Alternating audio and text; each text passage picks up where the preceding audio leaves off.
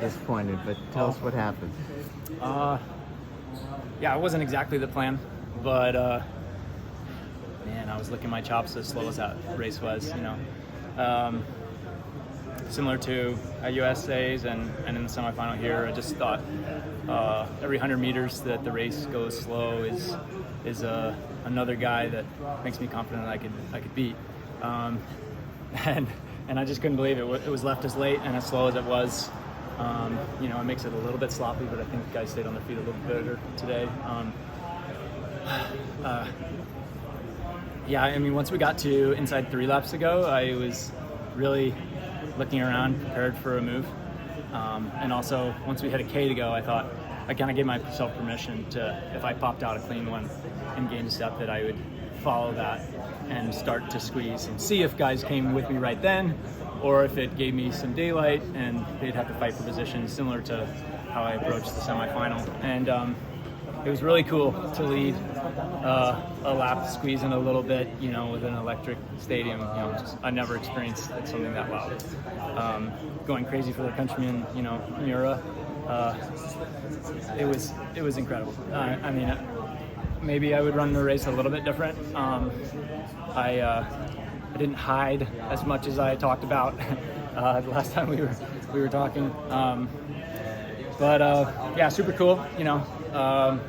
Kind of a Kenneth Brooks move out there. That wasn't exactly the plan, like I said, but I was definitely thinking about him out there when it happened. And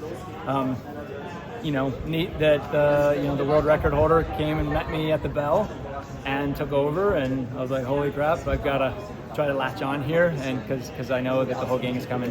It was something I was looking up at the Jumbotron to try to gauge what the pack's doing, how tight on me they are. It's so loud in the stadium you can't hear if somebody's right behind you. But they kept showing, field eventers sitting around. I get, though, that Mondo Duplantis looks really good on camera, but it would be helpful to me, to be able to have a rear view mirror there. Super cool to share the track with these guys. Even Mondo, here's a world record holder out there jumping, and we've got one in my race, and, perennial champ goes down. He was trying to make history today, El Bacale, and Jody Beamish, did what he does best, have a really hard charge last 100 meters.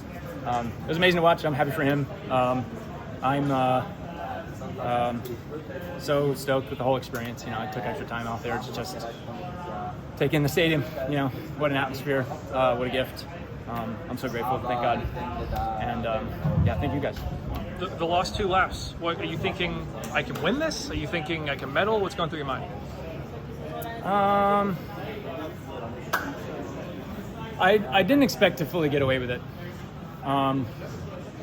Obviously, they came and got me sooner than they came to get Kenneth, and Kenneth made a harder move and a little bit later move than what I just did. That was 940 meters out or something that I just did. So it was a measured squeeze a little bit. I don't know what I ran there, 62 or something, that lap, 61 maybe. It's just hard to continue to progress from there. And so, I figured if I had an experience like how Kenneth's played out, where there is a mosh of guys chasing, and maybe it gets messy, like when Germa went down last year, that maybe I could still fall among the medals, or at least top 5, once the gang kind of went by me, I knew that it was just going to be a stay on your feet, get to the finish, type thing. I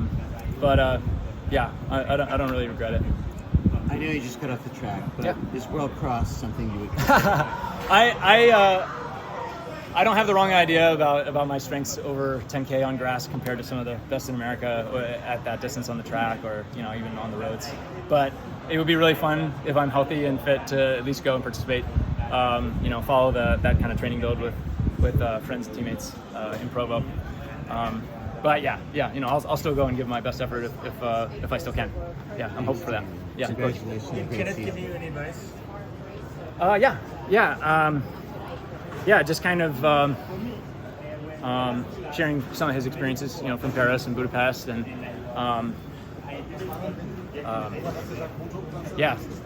he warmed up with me, which was awesome. he wasn't feeling great, but he's still wanted to come out and be a teammate, and that's the kind of guy he is. So, yeah, it felt awesome to have him in my corner. Could you imagine when you made the move to Provo in May that your season would end with you leading the World Championship final right before the bell? Oh, no, of course not. But yeah, the reality is better than our wildest dreams, right? Truth is stranger than fiction. So yeah, not totally the storybook ending, but just incredible chapter nonetheless. Hopefully there's somewhere we can build from here. All right, congrats, thanks, Dan. Yeah.